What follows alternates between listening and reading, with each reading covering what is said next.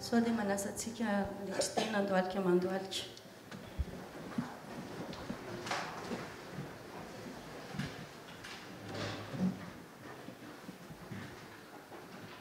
Andriamanitra ray masina tsara indrindra ny an-danitro, tonga eto izahay manome voninahitra anao hidera sankalazana anaranao satria lehibe ny asa nataonao tamin'ny fiainanay tsirairay avy nandritra ny any aman'iny. Misaotra raha eo satria tena Andriamanitra mahagaga ianao. Misaotra satria noho ny fitiavanao no mbola nitahinao anay, namezanao anay ny fahasalamana, namezanao anay ny hery rehetra. Koa ankehitriny izay dia manefitra ny lohalikay, manetry teny eo anatrehanao satria mpanota tsy mendrika. Mifony izahay tamin'ny lasa rehetra, tamin'ny zavatra rehetra vitanay tsy mifanaraka tamin'ny sitraponao, na tamin'ny fijery, na tamin'ny eritreritra, na tamin'ny fanahininana izay rehetra fanahininay. Mandohalika izay satria lehibe ianao, ary miangavy izahay Tompo amin'ity sabata ity. Mba iarahanao mitoetra aminay, hamelonao ny fanahinao ato anatin'ity efitra hivoriana ity, ary ny fanahinao izay aty anatinay tsirairay avy ho ampitombonao, ahatonga ny fiainam-panahinay hitombo, ahafahanay mamakivaky ny herinandro vaovao izay misokatra ho anay. Misaotra Andriamanitra satria amin'ity sabata ity dia efa mino sahady izahay, fa omenao ny teny sahazanay tsirairay avy, ary omenao herim-panahy vaovao indray. Dia izay rehetra mansoka nefa tsy voatony ny vavanay, noho ny ankelezany sainay dia tinoako sangatahako ny amin'ny anaran'i Jesosy ilay tianay.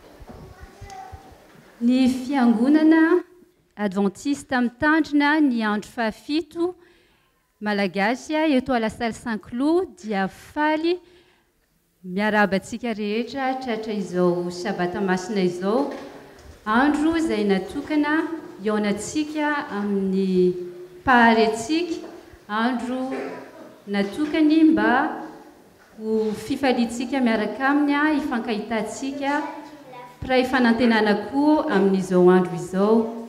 Arabaina manokana ny ankizy, ny tanora, ny olon-dehibe, ary asa itsika raha misy vahiny izay sambany izay mandalo eto amin'ity fiangonana ity androany.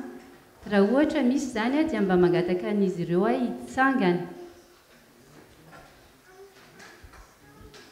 Manana vahiny anankiroa zany isika androany, mba afaka lazainareo hoe tompoko azafady ny anaranareo sy ny fiavianareo raha tsy mahadiso.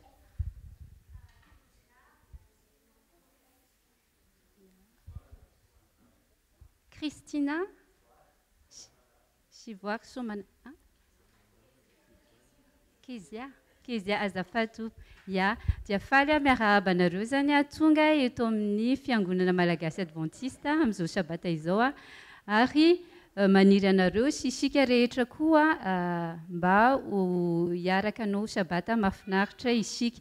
Tsy adinontsika koa ny mpanaraka internet satria moandroany zany dia sabata natokanao amin'izany, ka maniry atsika rehetra zany azo hery fifaliana miaraka amin'ny raintsika zany an-danitra amin'ity sabata ity. Mino sy manantena fa faly isika rehetra tonga eto ka ho mariky izany dia samy tsikitsiky isika sy ifanofahofantanana. Zao dia manasa antsika handray ny baibolitsika.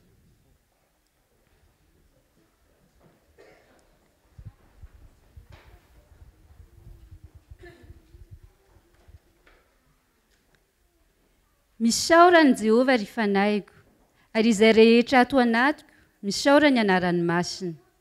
Misaorany Jehova ry fanahigo, ary aza misy adinoinao ny fitahiny rehetra. Misaorany Jehova ny miaramilany rehetra, dia ny mpanompony izay manao ny sitrapony. Misaorany Jehova ny asany rehetra reky ny fanjakany, misaorany Jehova ry fanahigo.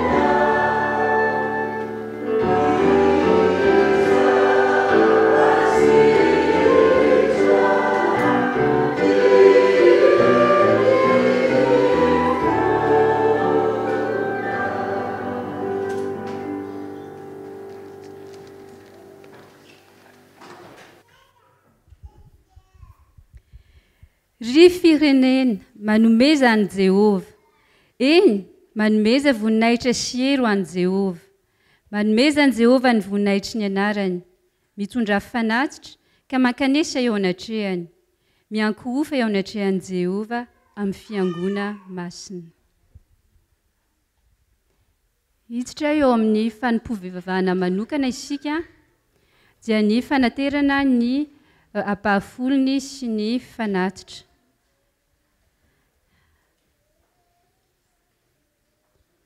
Ny afaka mipetraka isika.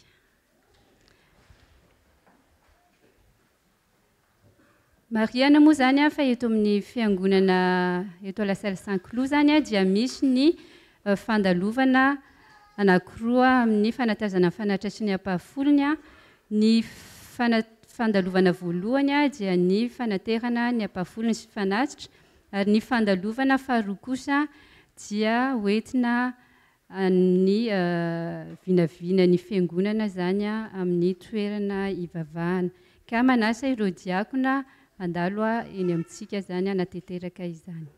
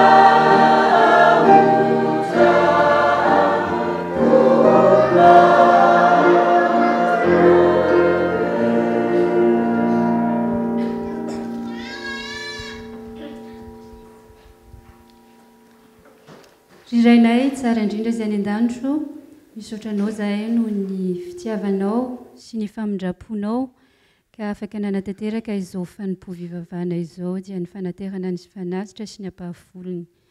Mangataka anao nefa izay iray eo hamelan'ny tsy famindranay raha ohatra ka tsy nifanaraka tamin'ny sitrapo ny fintantanana izay nomenao mifananana izay nomenao ho tantananay.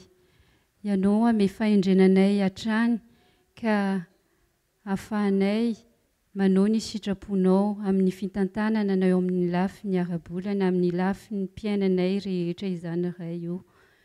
Ny fanatra sy ampahafolony izay nomenao ny mpanomponao ho atao androany maraina dia mba taio izany ho avita be eo amin'ny asanao ray. Ary ny tsy ny vola ihany no tolotray fa ny fonay koa ray mba hanao ny sitraponao hatrany. Omenao ny fanahy masonao izahay mandeha hiaraka aminay isan'andro hanoro lalana anay eo amin'ny fiainanay amin'ny fitantanana rehetra eo amin'ny lafim-piainanay rehetra. Raha ian'ny teninao kosa izahay amin'izao fotoana izao dia ny fanahy masonao irery ihany ray io no hibitsika amin'ny ray aman-dreny izay hitondra izany teny izany ka hahatonga anay ahery eo aminao ary hahatonga anay ahita fifaliana isan'andro amin'ny fiarahananao. Ianao no hanolotra manokana ny vavany loha lalahy amin'izany. Ary izay iaino izany teny izany kosa dia mba tsy iaino fotsiny fa hankatoy koa ary hampiatra izany eo amin'ny fiainanay. Ka ny feo rehetra izay anelingelanay ireo dia esorinao izany ka mba hifantoka tsara izahay amin'izany teny izany. Mahatsiaro manokana koa izay amin'ireo anadahy sy rahalahinay izay tsy miaraka aminay eto amin'izao fotoana izao. Ianao no hitsidika amin'ny fomba manokana amin'izy ireny mba tsy ho diso anjara amin'ny fanambinanao izy ireny iray eo sy ny fahasoavanao. Amin'ny anaran'i Jesosy Kristy irery no angatanay izany vavaka izany. Sotra iray eo. Amen.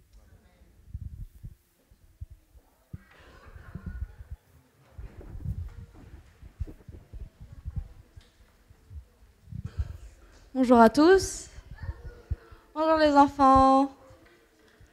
S'il y a d'autres enfants, ils peuvent venir devant.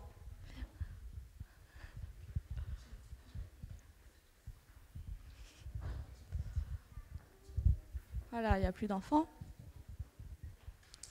Ok. Alors, vous avez passé de bonnes vacances, j'espère. Vous vous êtes bien amusés, bien reposés. C'est bientôt la rentrée. Oui. Oui.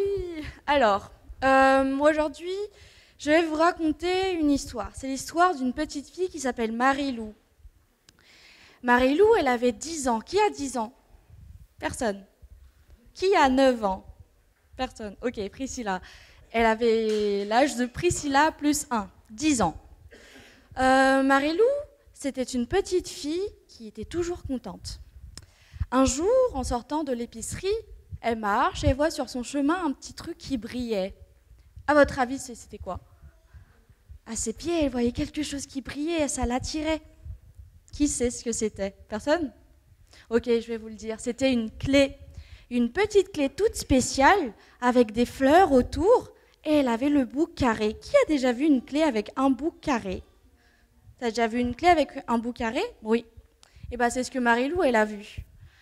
Elle s'est demandé, mais c'est tellement joli, mais ça sert à quoi cette clé? Si ça se trouve, c'est une clé pour un château mystérieux, un jardin secret, un truc où personne ne sait où c'est. Alors elle a décidé d'appeler cette clé la clé du bonheur. En arrivant à la maison, elle montra la clé à sa maman. « Maman, regarde, j'ai trouvé une clé du bonheur !» Sa maman sourit, mais elle s'est demandé, mais si ça se trouve, c'est à quelqu'un. Alors tous les matins, elle regarde dans le journal, dans la rubrique « Objets perdus ». Si ça se trouve, quelqu'un avait perdu sa clé du bonheur. Mais non, personne n'a perdu une clé depuis 1 mois. Pendant 1 mois, elle a cherché, mais personne n'a trouvé. Personne n'a perdu de clé, plutôt. Et puis un jour, sa maman lui dit « Marie-Lou, demain, je vais voir les voisins, les nouveaux voisins. Et ils ont un petit garçon qui est handicapé. Qui sait ce que c'est handicapé? Enfin, ce que ça veut dire handicapé? Personne? Oui? Alors, je vais vous expliquer. Handicapé, ça peut être handicapé les pieds, par exemple. Par exemple, le petit garçon, lui, il ne pouvait pas marcher. Donc, il était sur son fauteuil roulant. Donc, il était handicapé des pieds. Et ce petit garçon, il était triste. Donc, sa maman lui a dit, donc, Marie-Lou, il faut que tu sois très gentille avec ce petit garçon. Et est-ce que tu veux venir avec moi? Marie-Lou, elle était joyeuse. Elle a dit, oui, je veux bien venir avec toi, maman. Je serai très gentille. Et le lendemain, avec sa maman, Marie-Lou, elles sont parties chez les voisins. Elle a vu le petit garçon, c'était un petit garçon tout triste. Il était malheureux, il regardait par la fenêtre, il voyait les autres garçons qui jouaient avec un ballon. Lui aussi, il voulait jouer avec un ballon, mais il était triste, il ne pouvait pas. Il avait mal aux pieds. Donc Marie-Lou essayait de faire rire, de raconter des blagues, des petites histoires drôles. Mais le petit garçon ne riait pas, il avait toujours un visage malheureux. Et elle eut une idée. Elle sortit de sa poche la petite clé, la clé du bonheur. Et elle a dit, tiens, regarde, j'ai un truc. Et le petit garçon, il était curieux, mais c'est quoi ça? Eh bien, écoute, tu vas pas me croire. C'est une clé du bonheur. Mais comment ça? Demanda le petit garçon. Mais je vois que c'est une clé spéciale, mais comment ça, c'est une clé du bonheur? Je comprends pas. Alors là, Marilou a commencé à raconter des trucs. Tu sais, si ça se trouve, cette clé pourra ouvrir un château, ou bien un jardin, ou des trucs comme ça. Mais le petit garçon, il était fatigué, il voulait pas penser à tout ça. Il s'est dit, bon, en vrai, elle fait quoi ta clé pour de vrai? Après, Marilou aussi, elle était désespérée. Elle a dit, bah, finalement, je sais pas en fait. Ah, ça sert à quoi la clé? Je sais pas. Mais je te donne ça au cas où tu en auras besoin. Et le petit garçon lui dit, et si tu essayais d'ouvrir le tiroir en dessous du piano? Et la petite fille, Marilou, elle essaya d'ouvrir. Mais la clé ne rentrait même pas. Elle essaya d'ouvrir toutes les petites portes qu'elle trouvait, mais rien. Ils étaient malheureux tous les deux. Et puis, Marilou vit un truc au-dessus de l'armoire. L'armoire, elle n'était pas très haute. Donc, elle s'est dit, mais regarde, mais qu'est-ce que c'est? C'était une petite boîte avec un petit tissu dessus. Mais puis, le petit garçon lui dit, oh, ça, c'est un vieux truc. Mais comment ça, un vieux truc? Bah, c'est une boîte à musique qu'une vieille dame nous avait donnée il y a longtemps, mais elle ne marche même pas. Marilou s'est dit, ah bon, je peux la voir? Et là, elle commence à voir, à regarder. Elle était un peu poussiéreuse, hein, parce qu'elle n'a pas servi. Donc là, elle regarde, elle voit un petit trou carré. Oh, un trou carré? Oh là là! Mais qu'est-ce que c'est? Et là, un petit trou. Et là, Marilou s'est souvenue. Passe-moi la clé du bonheur, lui dit Marilou à son amie. Et là, elle rentre la clé. Elle rentre, elle était toute contente. Regarde, elle rentre. Et elle commence à faire tourner, tourner, tourner, jusqu'à ce que la boîte fit entendre un petit bruit. Cling, cling. Et là, il y avait une belle musique, une douce musique qui sortit de la boîte. Et ils étaient heureux. Le petit garçon, qui était tout le temps triste, il a fait quoi? Oui, il a souri, il était très heureux. Marilou aussi, elle était très heureuse. Elle a dit, je savais que c'était une clé du bonheur. Et je suis sûre à 100% que les enfants, vous aussi, vous avez une clé du bonheur.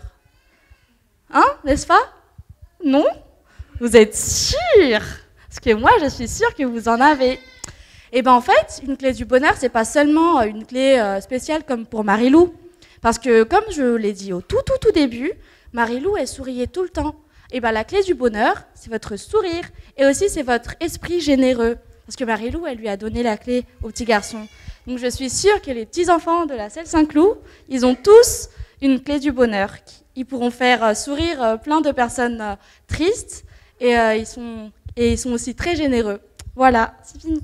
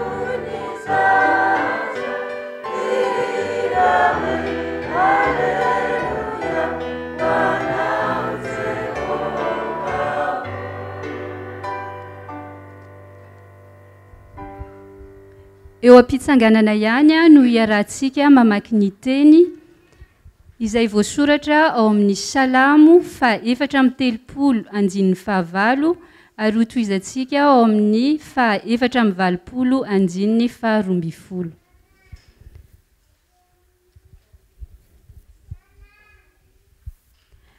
Andramo ka izaho fa tsara Jehova, sambatra izay olona mialoka aminy.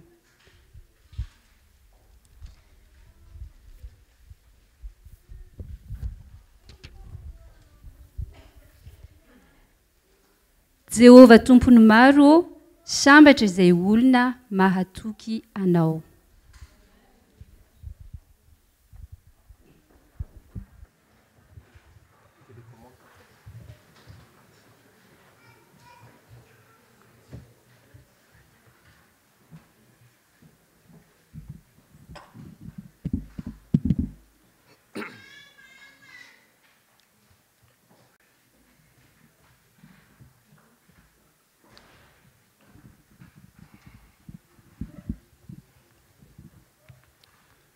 Ndray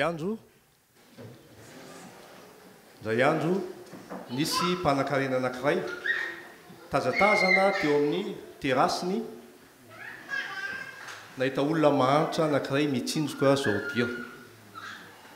Teo ity mpanakarena hoe mizotra anao Andriamanitra fa mba nomenao nataonao manana ny ampy. Ty mantsy ty indray nahita adala izay rovi-damba, teo izy tamin'Andriamanitra hoe misaotra anao fa tsy nataonao adala toy io olona io. Ty adala ty indray nahita marary izay nentin'ny ambulance, teo izy hoe misaotra anao Andriamanitra fa tsy mba marary.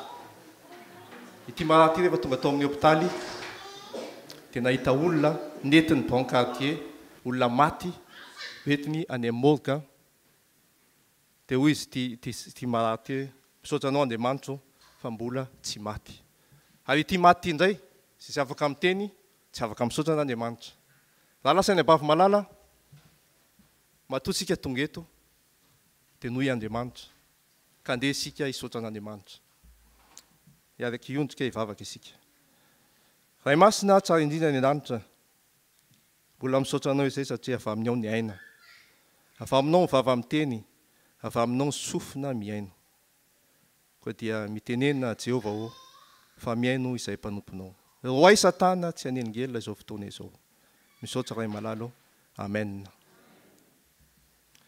ko satria moa mivantana ity fotoana ity dia miaraba ireo izay mijery amin'ny alalan'ny interneto na ny ordinateur any amin'ny toerana misy azy ireo any ny tenantsika ny fiangonana eto Saint-Cloud. Valabaiko manokana satria mijery isaky ny sabaty isaky ny voalohan'ny volana ao Grenoble ao dia misy olona mijery isaky ny voalohan'ny volana ity fandaharantsika ety miaraba anareo izay mijery ao Grenoble. Any Madagasikara any koa any Nalamahitsy dia misy mijery manaraka tsy tabaka izao fandaharantsika izao miaraba azy koa isika dia Andriamanitra hitahinareo ary any Antsirabe dia misy manaraka ihany koa izao fandaharantsika izao ka dia misaotra an'Andriamanitra noho ny teknôlôjia izay ampiasaintsika mba hanaparitahana ny hafany fa tsy hanaparitahana ny hafatsitsika raha ny haino nandritra ny fotoana teo aloha teo dia inona ny teny izay enontsika matetika ny hira vavaka ny teny vakina ny tantara raha nanaraka tsara sika sambatra tantarain'ny Oceane teo la clé du bonheur ho an'ny ankizy raha manana izany la clé du bonheur zany daholo ny olona rehetra dia ho sambatra avokoa ny eto tany kanefa zay ve ny tena zava-misy tanteraka ve zany fahasambarana zany eto amin'ity tany izay iainantsika ity ndeha ho jerentsika vetivety ao anatin'ny atsasakadiny raha sitrakareo ny mikasika izany fahasambarana zany aiza ny tena misy fahasambarana aiza eto amin'ity tany ity ary ahoana amin'ny fomba ahoana no ahitantsika izany fahasambarana izany tamin'ny taona 1940 nisy mpihira anankiray malaza nahazo prix maromaro io mpihira io mety fantatsika mangataka ny Oceane amaky ity tononkira teo anelanelany izay hira nataon'izay alefantsika eto le izy dia mba vakio mafy ahitantsika hoe hita aiza le fahasambarana tedavina eto amin'ity tany ity olona malaza mpanakanto malaza izy ity fantatsika angamba ny nanao azy J'ai fait la cour, j'ai fait mon cirque, j'attendais d'être heureux. J'ai fait le clown, c'est vrai, j'ai rien fait, mais ça ne va pas mieux. J'ai fait du bien, j'ai fait des fautes, on fait comme on peut, j'ai fait des folies, j'ai pris des fous rires. Ouais, je croyais être heureux, mais il est où le bonheur, il est où? Mitsika satria fantatsika le olona niran'io nanao zavatra rehetra ty ranamany ity kanefa fantaina napetra ny afarany dia hoe aiza ny fahasambarana aiza ao anaty baiboly ao misy mpanjaka anankiray izay nanana ny ampoka nitady izany fahasambarana zany iza raha fantatsika mpanjaka izy mpanjaka Solomona na Salomona zay antsointsika azy fa ray ihany ireo ovakitsika ao amin'ny mpitoriteny toko faharoa ny andiny voalohany ka hatramin'ny faraika ambin'ny folo somary lavalava ihany fa ohatran'io tononkira io no tononkira nataony Salomona eto mpanjaka Salomona ovakitsika amin'ny anaran'ny tompo ahoana nataon'ity mpanjaka ity mba ahitany fahasambarana kanefa hitantsika amin'ny farany fa nahita izany ve izy tamin'ny ezaka izay nataony mpitoriteny toko voalohany ny andiny voalohany ka hatramin'ny faraika ambin'ny folo Vakitsika amin'ny aran'ny tompo. Fitarihan-teny ny laza ny mahazava-poana ny zavatra rehetra. Ny tenin'ny mpitoro-teny zanaky Davida mpanjaka tany Jerosalema. Zava-poana dia zava-poana hoy ny mpitoro-teny, zava-poana dia zava-poana, eny, zava-poana ny zavatra rehetra. Inona soazon'ny olona amin'ny fisasarany rehetra izay sasarany aty ambanin'ny masoandro? Lasa ny taranankiray ary mandimby kosa ny taranankiray, fa ny tany mbola maritra mandrakizay. Ny masoandro kosa miposaka ary masoandro miletika sady mirivotra ho any amin'ny fitoerana izay niposahany. Mianatsiny ny mirivotra dia miodina mianavaratra, mivezivezy manjakariva izy ka miverimberina manodidina indray. Ny renirano rehetra dia samy makamy ranomasina, nefa tsy tondraka ny ranomasina any amin'ny falehan'ny reniny, any amin'ny falehan'ny renirano ihany no iverenana amin'izay. Maivana ny teny rehetra ka tsy misy olona malaza ny maso tsy mamo mijery ary ny sofina tsy mamo miaino. Ao amin'ny toko faharoa dia tantarainy ao hoe inavy no zavatra no katsahany sy nananan'ity mpanjaka ity. Anisan'izany ialatsiny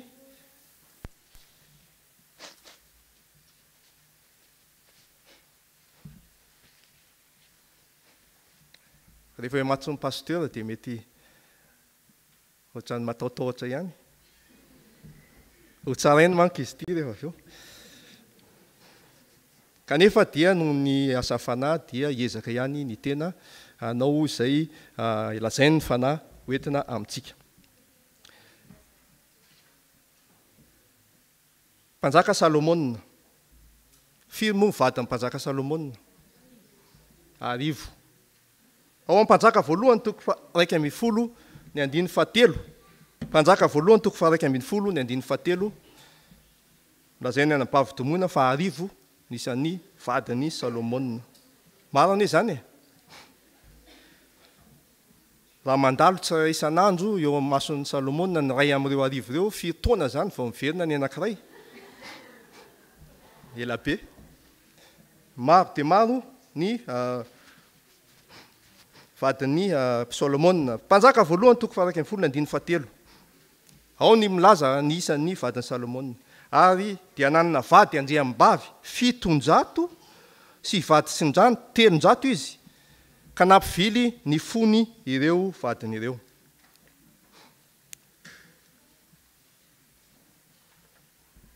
Salomona ao amin'ny mpitoro-teny toko 2 io sy toko voalohany dia lazalaza hoe inona ny fomba nataony mba hitetavany fahasambarana teto amin'ity tany ity.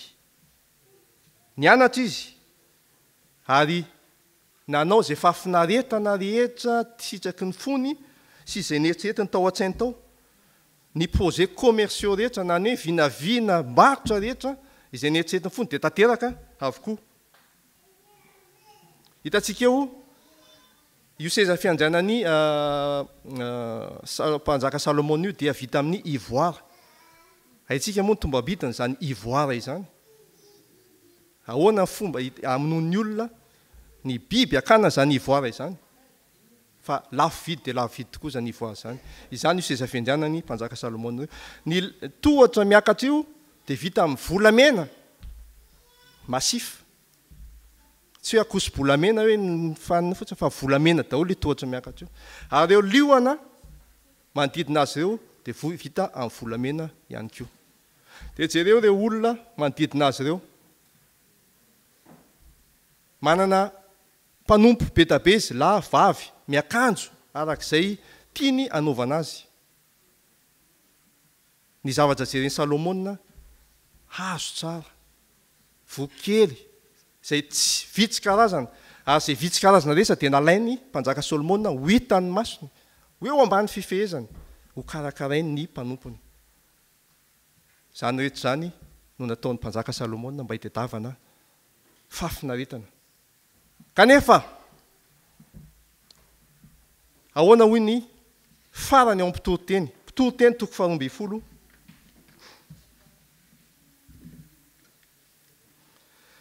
Mpitoro-teny toko 12. Vakitsika aloha ny andiny 9, avy eo vakitsika eo andiny mipetraka eo amin'ny rindrina io.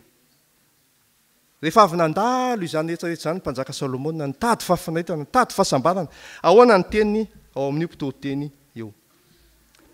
Ny andininy fa valo. Zavapoana dia zavapoana hoe mpitoriteny eny zavapoana ny zavatra rehetra. Ny andininy fa 12, ny andininy fa 13 ka hatramin'ny fa 14. Ary rehefa re zany rehetra zany dia izao ny farany teny. Andriamanitra no atahory ary ny didiny no tandremo.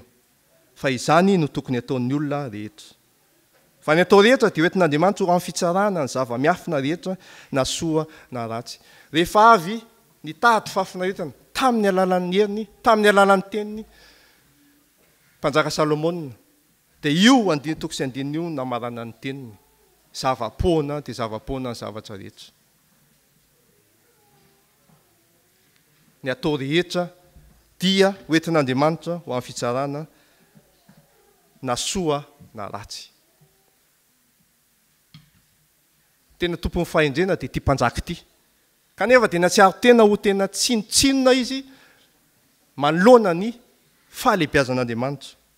Ka dia miteny amintsika izy hoe tsarovy fa zavapoana izao rehetra izao. Fa inona ny tokony ataon'ny olona rehetra? Matahotra an'Andriamanitra ary mitandrina ny didiny. Fanontaniana no mipetraka. Efa nisy ave teto an-tany ny tena fahasambarana marina. Tena hoe fahasambarana. Tsisy faty, tsisy alahelo, tsisy fanantenana, tsisy. Efa nisy ve teto an-tany? Diso. Diso tompo.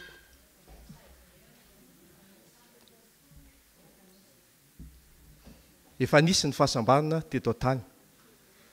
Tao Asahidena.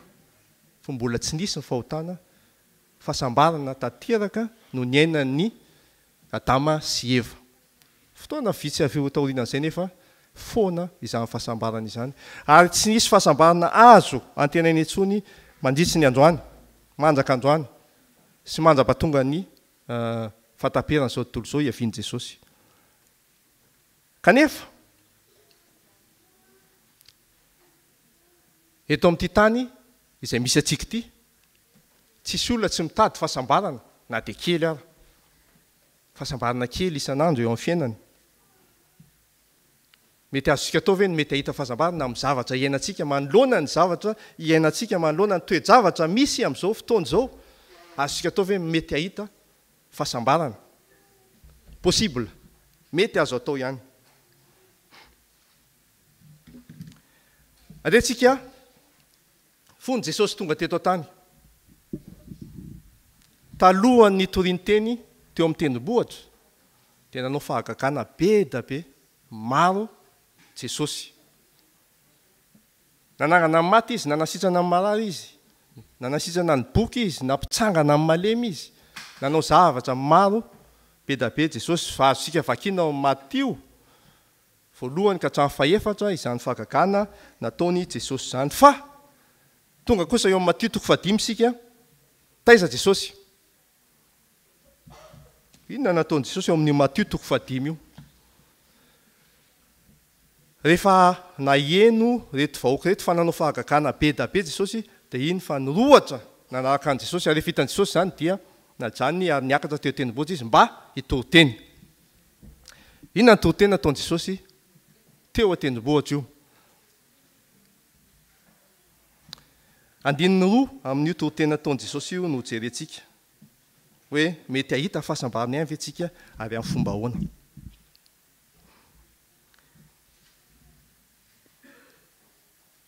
Mateo 5 ny andininy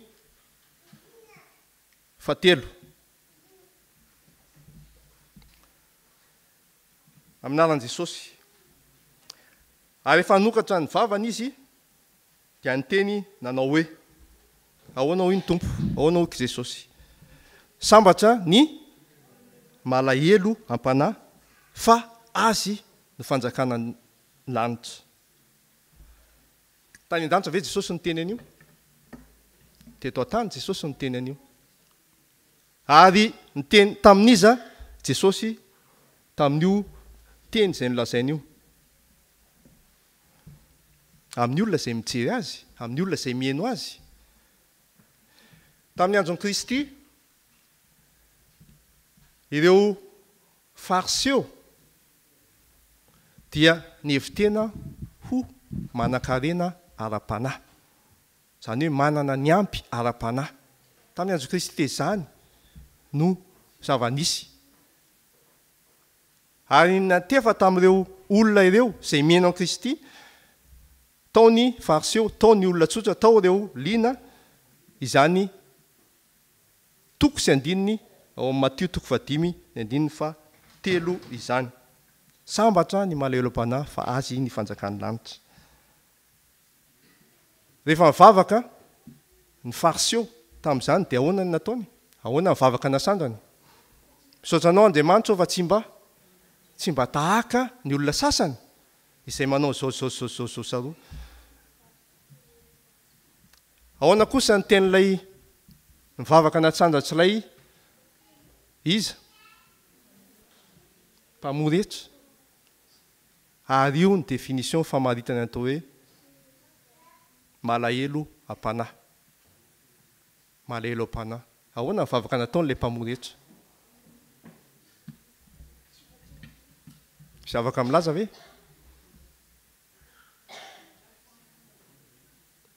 Andriamanitra mamonjà fo amiko mpanota. Mahatsiaro tena fa tsy mendrika. Izany ny atao hoe malahelo am-panahy. Ary any toy izany ny fanjakan'ny lanitra raha lasy anabava malala. Aoka ananantsika izany toetra malahelo am-panahy. Mahatsiaro fa tsy mendrika eo anatrehan'Andriamanitra, eo anatrehan'ny voninahitran'Andriamanitra.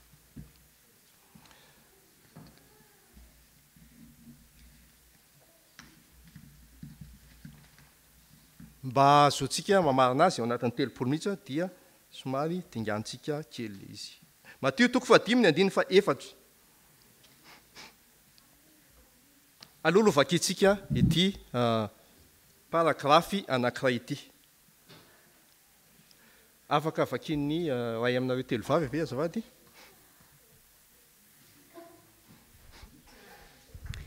Itsy. Amin'ny anarana.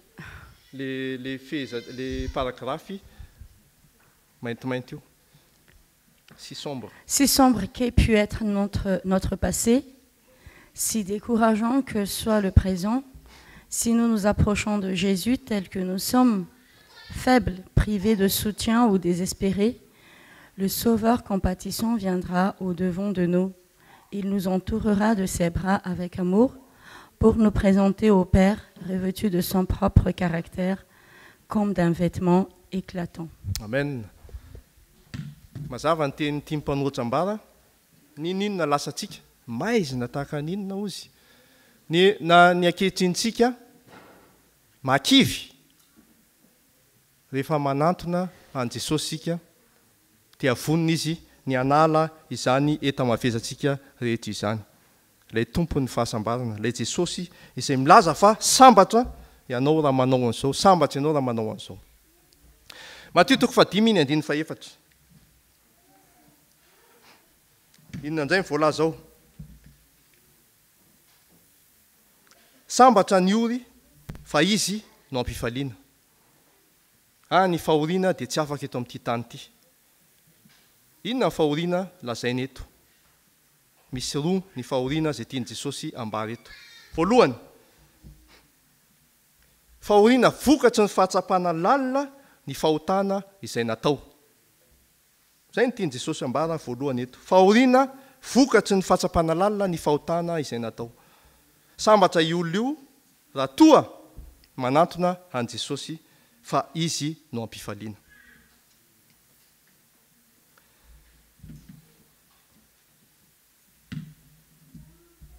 Quand notre cœur sera réellement brisé par le remords, ina moa ny tena dikan'ity remords ity amin'ny teny frantsay ihany, vive douleur morale causée par la conscience d'avoir mal agi. Quand notre cœur sera réellement brisé par le remords, nous pourrons alors nous jeter au pied de la croix et nous y décharger de tous nos fardeaux. rehefa tsapatsika lalina ary izay ihany ny fepetra fa tsapatsika lalina fa nanao zavatra tsy mety tamin'ny olona na tamin'Andriamanitra isika.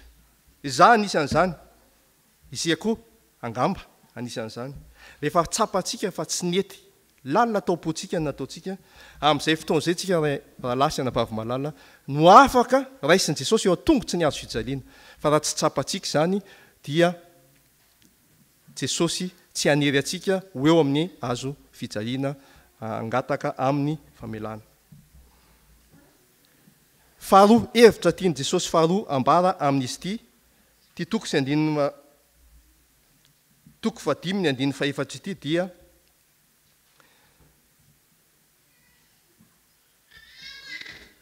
afatra fampahirezana ho an'ireo izay ao anatin'ny fahoriana lalina ara-nofo, izany hoe angamba ireo hiaran'ny fisaonana ny laozan'ny avatiana, eo ihany koa ny hoe fahantrana ara-nofo, fahantrana eo amin'ny lafiny ara-nofo. Ny atefa tamin'ireo olona ireo koa, ireo sokajin'olona ireo, ty afatry Jesosy ity. Fanontaniana mipetraka, ny fitsapana mahazo atsika ve tonga ho azy sa parazara ozy izy tsika ny fitsapana izay mahazo atsika, le fahoriana izay mahazo atsika ve tonga ho azy. Andeha ovakitsika ao amin'ny fitomanina toko 7 ny andininy 1:30 ka hatramin'ny 7:30. Amalitsika ilay fanontaniana teo hoe tonga ho azy ve ny fitsapana izay mahazo sy mandalo eo amin'ny fiainantsika ankehitriny. Angamba efa nisy nanandrana ny fiarahana amin'Andriamanitra tamin'ny fitsapana teo aloha ka afaka nisedra sy nandalo izany fitsapana izany tamin'ny mpandresena. Fitomanina toko 7 ny andininy 1:30 ka hatramin'ny 7:30 aminaran'ny Tompo. Ahoana hoy ny teny? Fa tsy hanary mandrakizay ny Tompo. Eny fa na dia mampahory azy izy dia mbola hiantra ihany araka ny haben'ny famonjam-pony. Fa tsy sitrany ny mampahory na mampalahelo ny zanak'olombelona.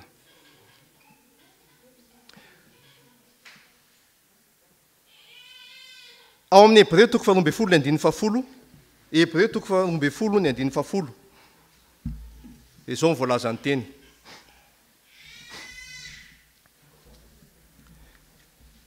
Vakitsika rehefa hitatsika ny anaran'ny Tompo. Fa ireny dia nanao izay hafay antsika tamin'ny andro vitsy arak'izay sitrapony. Izany hoe voalaza fa le ireny dia ny raitsika ara-nofo, ny ray aman-drenitsika.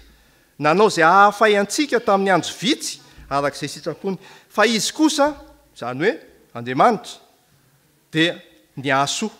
Izany hoe manafay atsika izy mba hahasoa atsika, mba handraisantsika ny fahamasinany. Dikan'izany raha lasy anabavy malala, isika ianao io iza ny fitsapana izay mahazo atsika androany dia izao tadio fa hivadika fitahiana izany raha miaraka amin'ny finoanan'i Jesosy fa izy no mamelana izany handalo eo amin'ny fiainantsika mba hahatonga atsika hiatoraka any aminy izay mpitondra ny vahaolana rehetra. Nahoana moa ny volamena no sedraina? Maneritreretintsika ve zany? Nahoana ny volamena no sedraina fa tsy ny volafotsy na ny vy na ny karazana metaly hafa? Ary nahoana ny vatosoa no karakaraina fatratra, tahena, kapohana, atao izay mahatsara azy mba hamoana n'inona? Ny valeurany, izany hoe ny tombabidiny izay miafina ao anatiny ao. Toraka izany tsika raha lasy anabavy malala. Nahoana moa isika sedraina satria fantatr'Andriamanitra manana tombabidy sika ao anatintsika ao izay tokony hivoaka, izay tokony aseho ary tokony ho zaraina amin'ny hafa.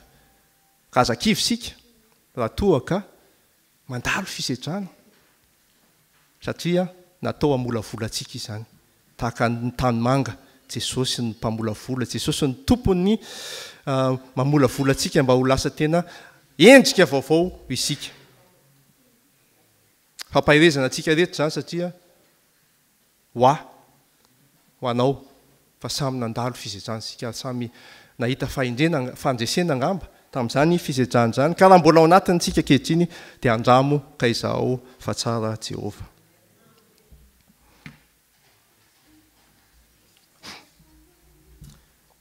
Voalaza fa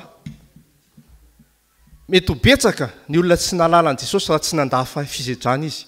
Tahaka ireo olona narary izay nisotranin' Jesosy tsy nalala an Jesosy mihitsy ireo tsy nisotraniny aloha. Zay izy vo naheno ny lazany dia nahafantatra an Jesosy ary nanara-dia an Jesosy. Aokantsika tsy nanao tahaka ny Jakoba. Inona nataony Jakoba? Rehefa nitolona tamin'ny anjely Jakoba dia noheveriny ho fahavalo ilay anjely nitolomany. Kanefa nitolona tamin'ny fitahiana ity Jakoba ity rehefa nasehon'Andriamanitra azy fa anjely io notolomany io dia resy lahatra Jakoba fa niady tamin'Andriamanitra izy. Aokantsika ilay anjely tsy hoveritsika ny fitsapana, tsy hoveritsika fahavalo satria avelan'Andriamanitra iseho amintsika ireny, tsy Andriamanitra mame fisedrana ao antsika na misedratsika fa avelan'Andriamanitra iseho amintsika ny fisedrana raha lasy anabavy malala mba hahatonga antsika ho tahaka ny volamena voasedra.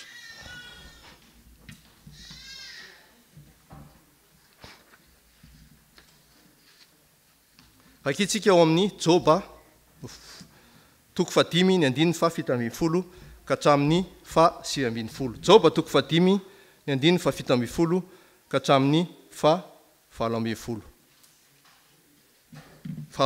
azavady. Fanamafisana izay voalaza teo ity.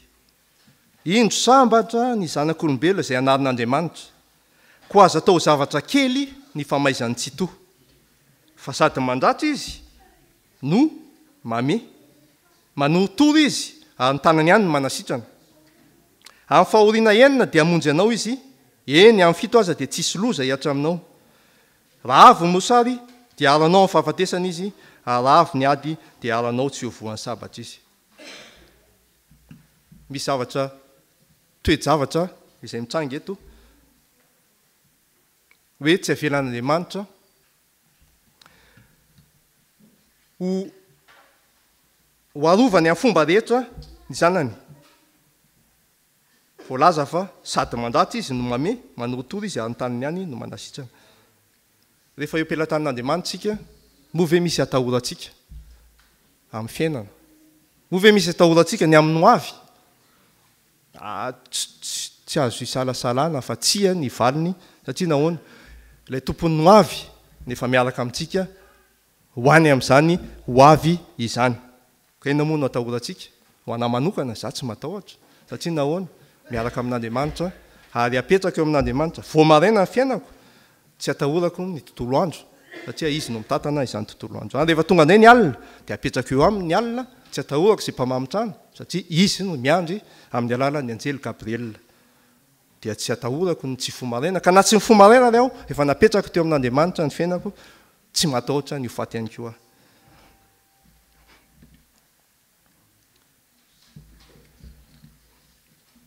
Ndeha isika hijery toko sy andininy vitsivitsy milaza hoe sambatra ny maninona ao amin'ny Baiboly io. Mba ho hitantsika fa ao amin'ny Baiboly dia lakle ny fahasambarana. Ny Baiboly dia fanalahidy ny fahasambarana. Lioka toko 9 ny andiny fa 120.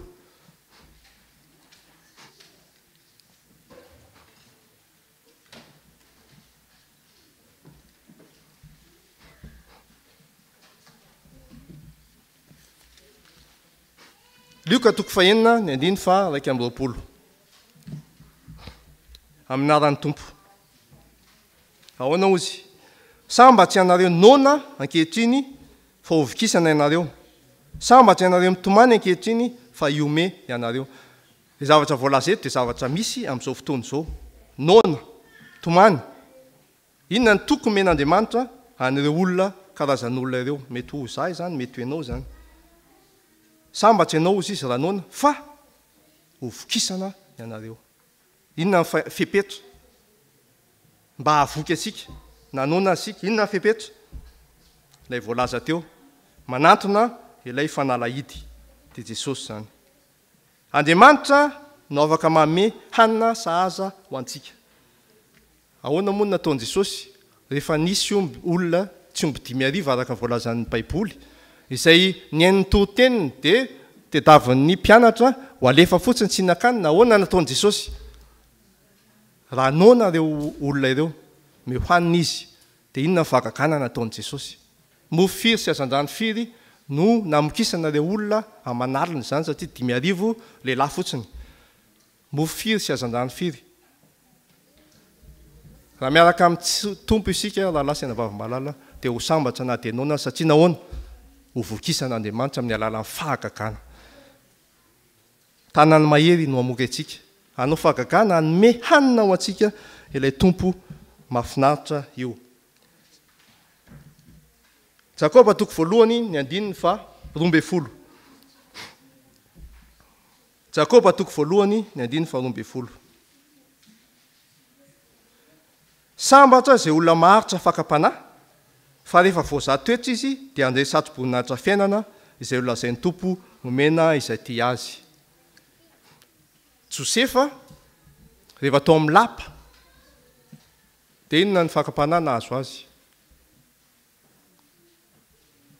hay vadin'ny Potifara izay nandrabaraby azy mba fantatsika ny tantara kanefa naharitra ve Josefa sa tsy naharitra ifakapanahy izay mahazo olona maro dia maro eto amin'ity tany ity tavoaka tamin'izany fakapanahy izany izy satria nahoana nieritreritra ilay tompo sy mpamonjy azy izy toka ahoana ny anao izay ota lehibe izao eo anatrehan'ny tompo sambatra ny olona tahaka izany raha lasa anavavy-malala maharitra fakapanahy maro isan-karazany be da be ny fakapanahy izay mety mahazo atsika amin'izao fiainana izao sambatra isika raha toa ka maharitra miady miaraka amin'ny tompo izany fakapanahy izany ka hivoaka ho mpandresy miaraka aminy Jakoba toko fa 5 ny andiny fa 1:10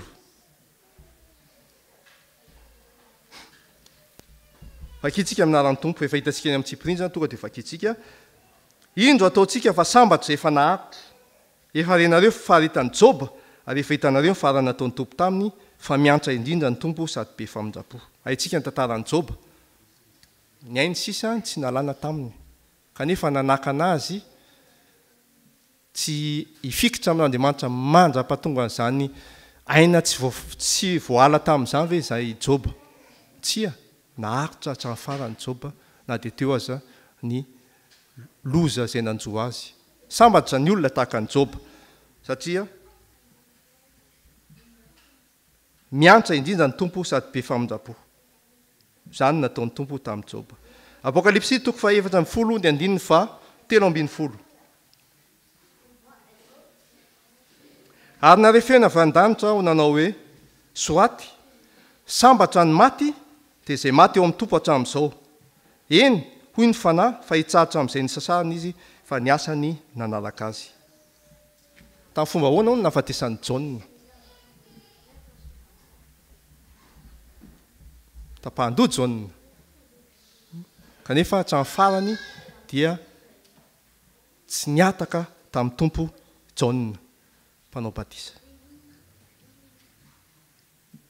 eny tsy tehteny aho hoe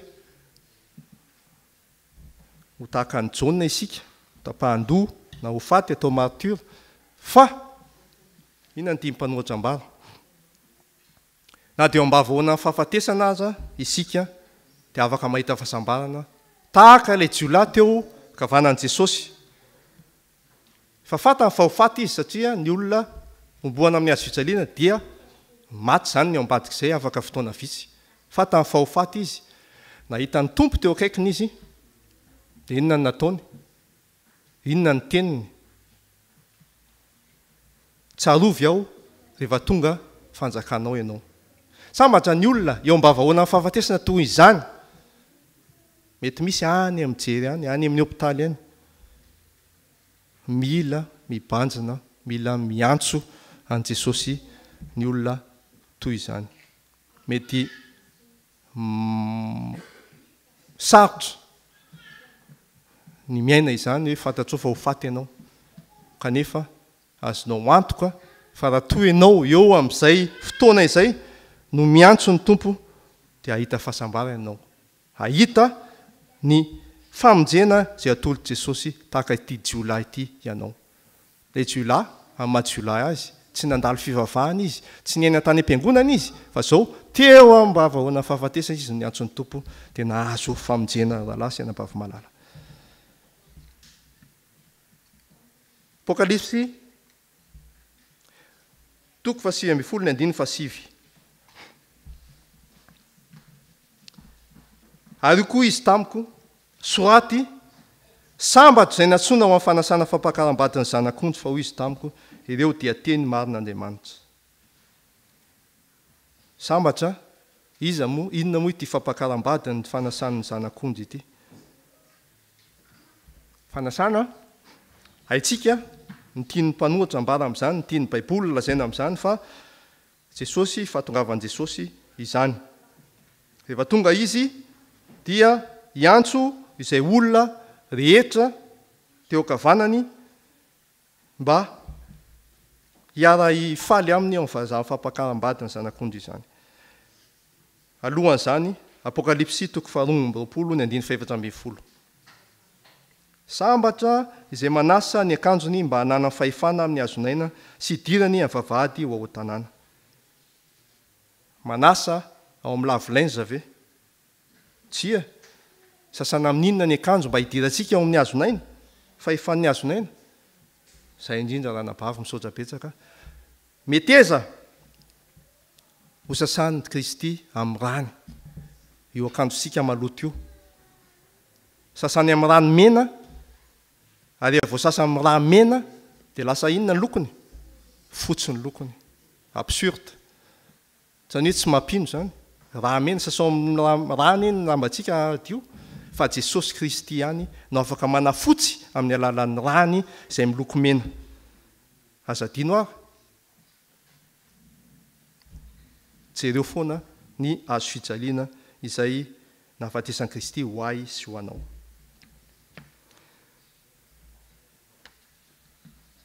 Ny chorale dia manana hira teny frantsay. Haitsika tsara, inona ny titre? Le vrai bonheur.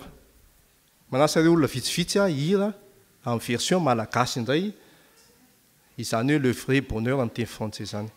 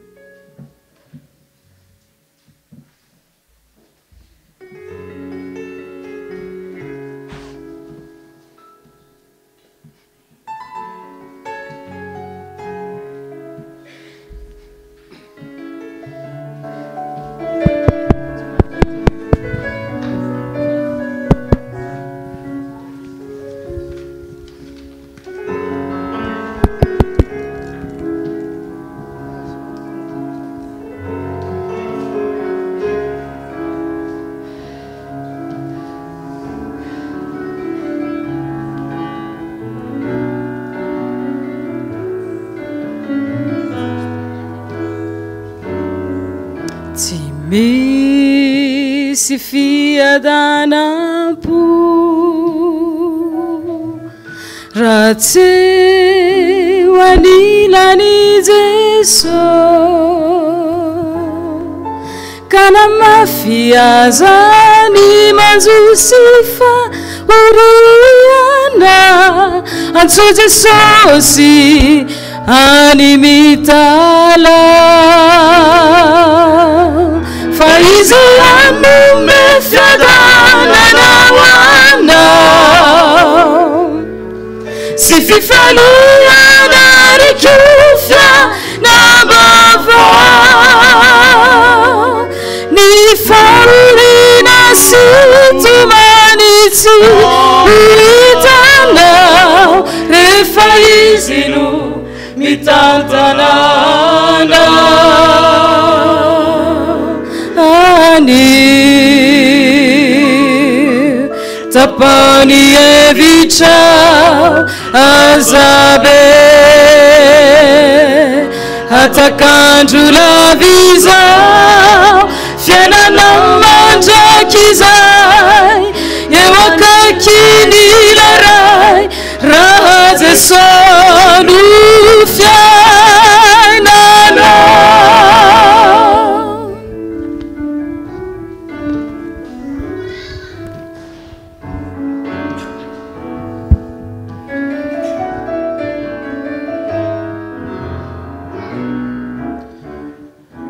tsy me sy fiadanam-po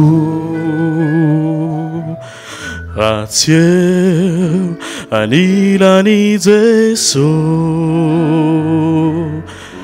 ka namafy azany manjosy fahoriana atso Jesosy ka any mitalao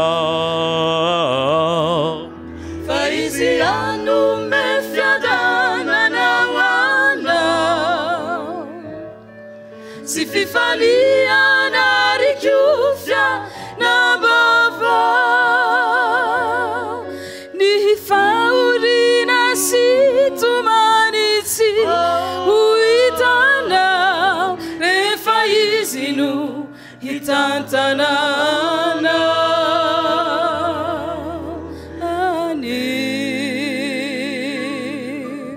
tapany evitra azabe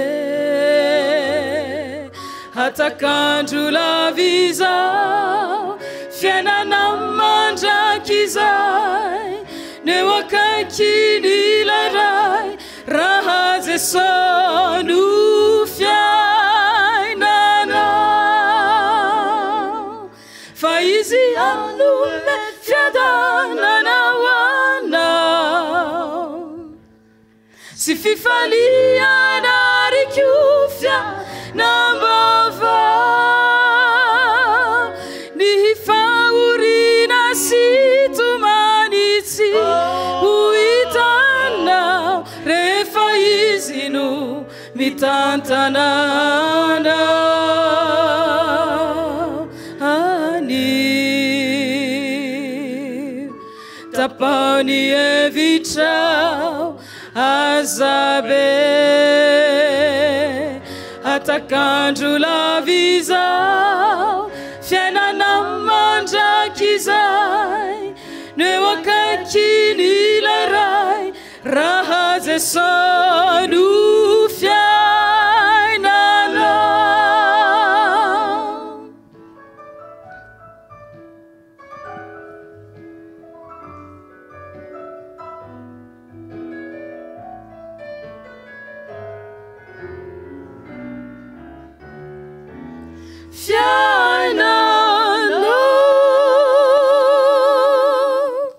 Amen.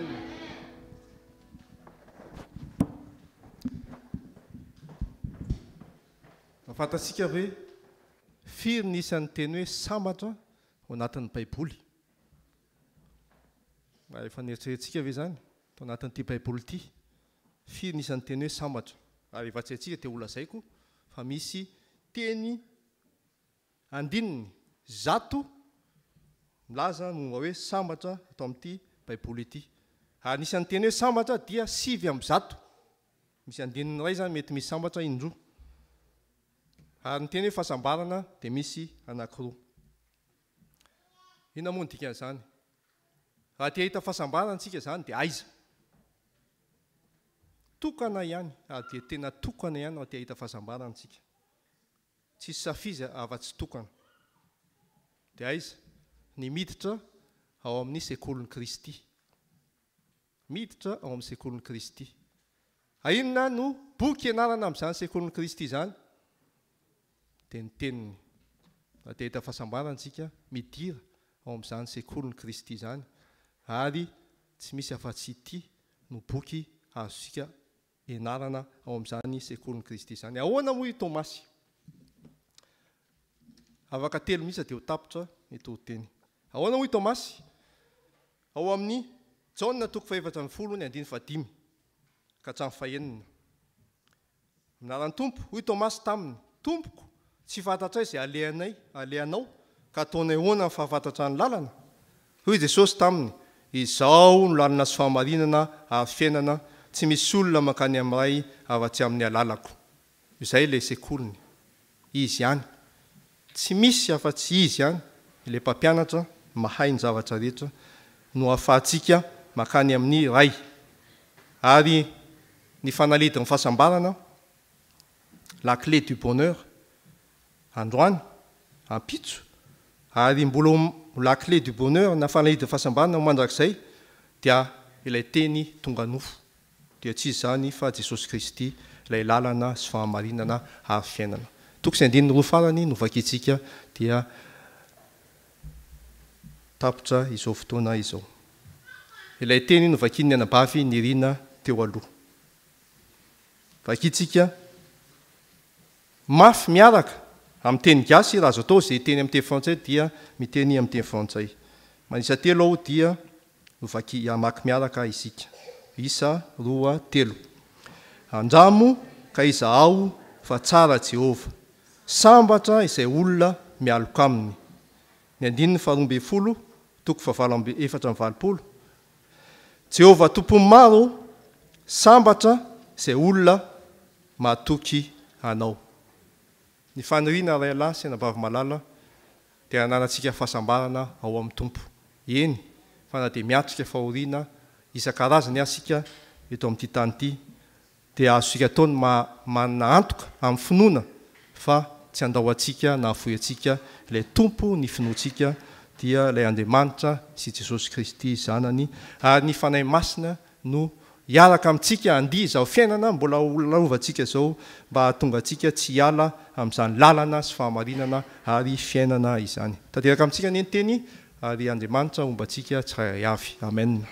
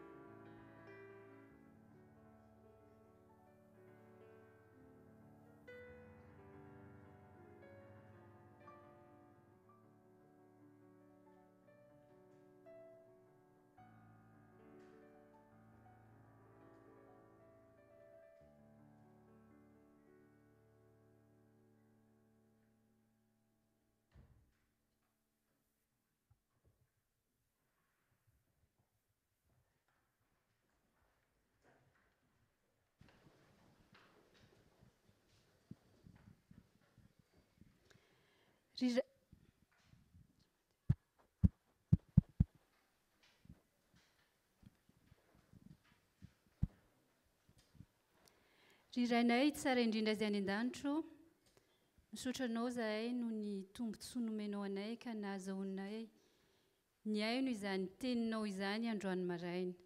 Misotranao no nampatsiavanao anay fa tsy misy ny fahasambarana raha tsy ao aminao irery ihany, ka naiza le anay hitady izany fahasambarana izany dia ho foana fotsiny izany raha tsy mifantoka eo aminao. Omeo anay ray io ny fahendrena mba atoky anao, ametraka ny fiainanao tanteraka eo aminao isan'andro.